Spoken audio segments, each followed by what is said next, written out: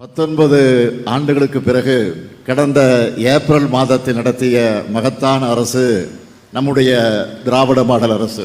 அதிலேயும் இந்த நிகழ்ச்சிக்கு வருவதற்கு முன்னால் ஆலங்குளத்தில் கலைஞர் கனவு இல்லம் திட்டத்தில் கடந்த மாதம் கல்வியில் சிறந்த தமிழ்நாடு நிகழ்ச்சியில் பேசின அன்பு மகள் பிரேமா அவர்களுடைய கோரிக்கையை ஏற்றுக்கிட்டு வீடு வழங்கக்கூடிய ஆணையை நாங்கள் கொடுத்தோம்.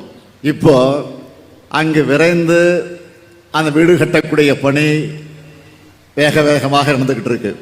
அதே போல் இப்போ மேடையில் 1,00,000வது பயனாளியான லத்தூர் கிராமத்தை சார்ந்த திருமதி சுமதி முத்துக்குமார் என்பவருடைய கனவு இல்லத்திற்கான சாவியை உங்கள் முன்னாலே நான் வழங்கியிருக்கிறேன். காலுக்கு கீழே கொஞ்சம் நிலமும் தலைக்கு மேலே ஒரு கூரையும் வேணும் என்பது ஒவ்வொரு மனிதனுடைய கனவு.